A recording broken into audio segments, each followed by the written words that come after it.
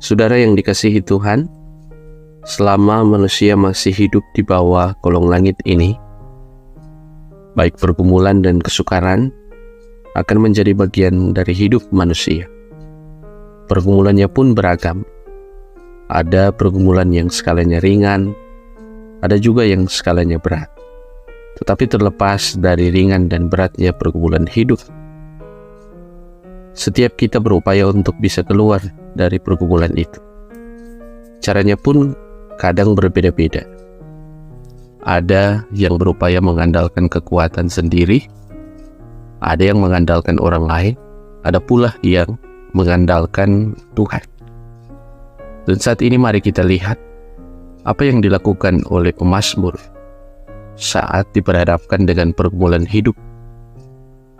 Mazmur 25, bacaan kita. Daud mengungkapkan permohonan doa. Di dalamnya ada kepercayaan dan kerinduan untuk berlindung kepada Tuhan dan berjalan di jalan Tuhan.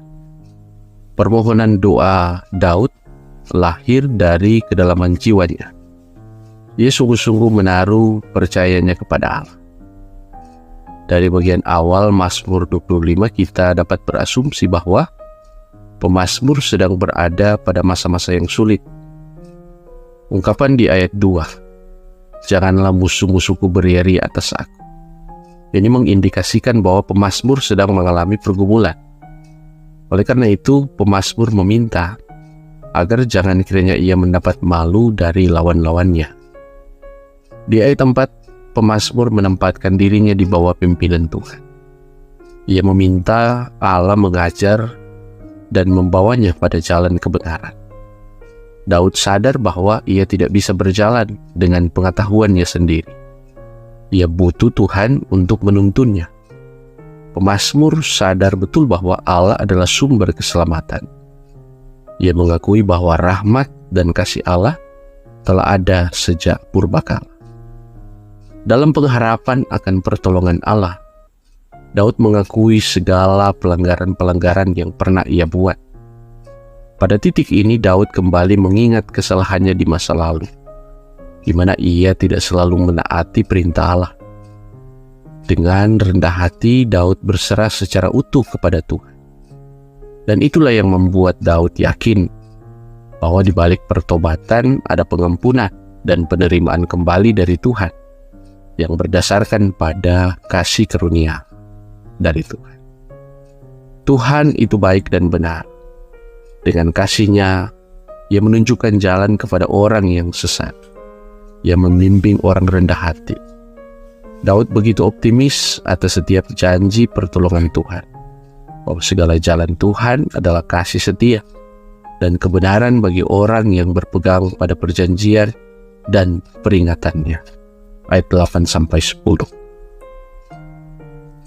Selanjutnya, di ayat 12-14, Daud mengingatkan kita tentang pentingnya orang yang takut akan Tuhan. Kepadanya ada kebahagiaan. Dan kebahagiaan yang berasal dari Tuhan adalah kebahagiaan yang sejati. Sebab bukan hanya seorang diri saja yang akan merasakan kebahagiaan itu, tetapi sampai kepada anak cucu akan turut merasakan nikmat kebahagiaan. Bagi Daud, ada keistimewaan orang yang takut akan Tuhan, bahwa Tuhan akan menjadi sahabat yang karib dengannya, sehingga kepadanya Tuhan akan menunjukkan jalan yang benar yang harus dipilihnya. Di ayat 15 berisi komitmen Daud untuk tetap setia kepada Tuhan, dengan tetap mengarahkan matanya kepada Tuhan. Sebab bagi Daud, Tuhan telah mengerjakan hal yang luar biasa dalam hidupnya. Daud yakin bahwa Tuhan akan berpihak kepadanya. Di ayat 16-20, Daud merangkum keadaan yang dialaminya, bahwa ia begitu rapuh dan rentan. Kata Daud, "Aku sebatang kara dan tertindas." Ini menunjukkan bahwa ia sementara dikelilingi oleh banyak musuh yang hendak mempermalukan dan menghancurkan hidupnya. Untuk itu ia memohon perlindungan dan pengasihan Tuhan, agar kiranya ia boleh terlepas dari kesesakan, penderitaan, dan agar dirinya tidak akan dipermalukan oleh musuh-musuhnya. Dan di ayat 21, Daud mengungkapkan pengharapan dan penantian akan pertolongan Tuhan. Dan di dalam penantian itu ia memohon hidupnya diisi oleh ketulusan dan kejujuran. Saudara-saudara yang dikasihi dan diberkati oleh Tuhan, lalu apa relevansi firman Tuhan dalam Mazmur 25 ayat 1 sampai 22 ini dihubungkan dengan tema mingguan kita? Orang yang takut akan Tuhan, anak cucunya akan mewarisi bumi. Maka ada beberapa hal penting yang dapat kita tarik untuk direnungi dalam kehidupan beriman kita sebagai orang percaya. Yang pertama, pemazmur memberi teladan kepada kita untuk memiliki sikap keberserahan dan kerendahan hati. Sebab itulah yang membuat Daud bisa menyampaikan doa permohonannya kepada Tuhan dari kedalaman jiwanya. Daud memposisikan dirinya berada di bawah kuasa Tuhan. Ia sungguh-sungguh percaya bahwa di dalam Tuhan ada pertolongan. Di tengah kesesakan dan pergumulan yang dialaminya, ia meyakini bahwa Tuhan sanggup melepaskannya dari jerat musuh-musuhnya. Ia percaya bahwa Tuhan tidak akan mempermalukannya di depan musuh-musuhnya. Itu sebab ia minta supaya Tuhan memberitahukan jalan yang benar baginya. Ia minta supaya Tuhan membawanya berjalan di jalan yang benar, dan ia meminta Tuhan mengajarnya. Kepercayaan Daud akan pimpinan Tuhan telah mengalahkan keinginan dirinya untuk mengandalkan dirinya sendiri dalam menghadapi pergumulan dan tantangan. Meskipun Daud seorang pemimpin yang besar, ia lebih percaya bahwa kuasa Tuhan lebih besar. Saudaraku, dalam memahami kebenaran, keadilan, dan kekudusan yang diinginkan Tuhan, kita tidak dapat berjalan sendiri. Dan untuk menghadapi berbagai tantangan dan pergumulan hidup, kita terlalu rapuh dan lemah untuk menghadapinya seorang diri. Kita perlu pertolongan Tuhan, sebab Dialah sumber kekuatan dan keselamatan kita. Yang kedua, pengharapan harus menjadi bagian yang dimiliki oleh setiap orang percaya. Dalam pengharapan, kita menantikan pertolongan Tuhan atas setiap tantangan dan pergumulan yang kita hadapi. Sebagaimana Daud yang juga memiliki pengharapan dan keyakinan akan janji pertolongan Tuhan, demikian juga kita. Di tengah kesesakan dan kelemahan, kita harus berpengharapan dan tetap percaya pada janji pemeliharaannya. Rahmat dan kasih setia Tuhan telah terbukti sejak purbakala. Artinya dari waktu ke waktu, kasih Tuhan tetap sama. Dialah Allah yang menciptakan, Allah yang membebaskan, dan Dialah Allah yang terus memelihara. Yang ketiga, sebagai orang percaya, kita harus selalu punya kesadaran yang utuh bahwa kita adalah umat yang banyak melakukan dosa. Tuhan menginginkan kita untuk selalu jujur mengakui setiap pelanggaran kita, dan tidak hanya sampai di situ saja. Tuhan mau kita ada dalam penyesalan dan pertobatan yang sungguh-sungguh. Sebab hidup dalam pertobatan akan melahirkan sikap-sikap hidup yang memuliakan Tuhan.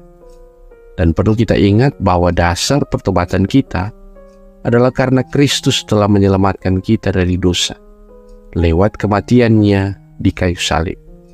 Sehingga kita bukan lagi hamba dosa.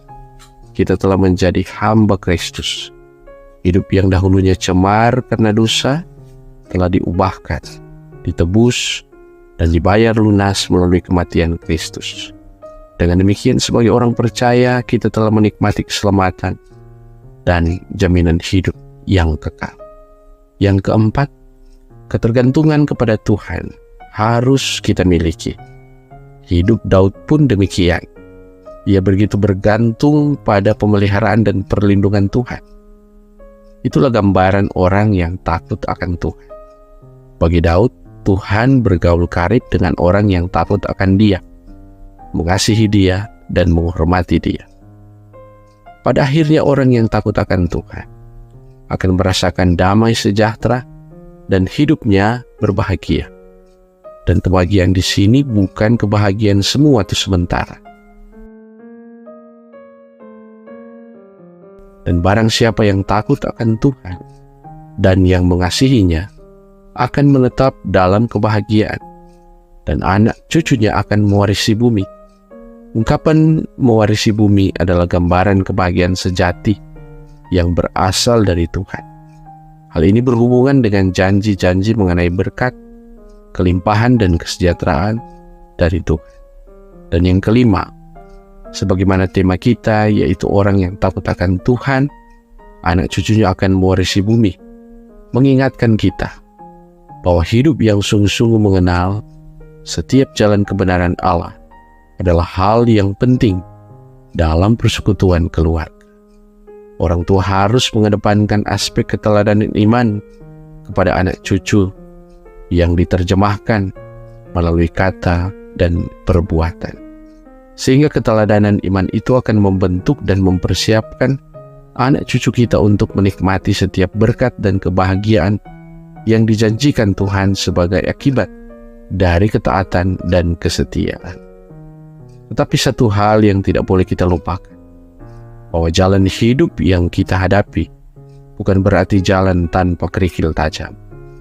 Oleh karena itu, warisan iman kita kepada anak cucu tidak hanya membawa mereka untuk menikmati kebahagiaan, tetapi kiranya iman yang kita wariskan dapat membentuk mereka menjadi anak-anak yang punya daya tahan iman yang kuat dalam menghadapi setiap tantangan, pergumulan, dan pencobaan. Agar kiranya anak cucu kita benar-benar dapat bergantung pada pemeliharaan dan pimpinan Tuhan di saat mereka menghadapi kesukaran dan pergumulan. Baik hati, mata, dan pikiran mereka harus terus diajarkan dan diarahkan untuk selalu mencari Tuhan dan kebenarannya. Sehingga apabila orientasi hidup dan fokus mereka adalah hanya kepada Tuhan, mereka tidak lagi punya kesempatan untuk mengandalkan diri mereka sendiri dalam menghadapi setiap tantangan dan pergumulan. Kiranya firman Tuhan ini memberi kekuatan dan menjadi berkat bagi kita semua. Amin.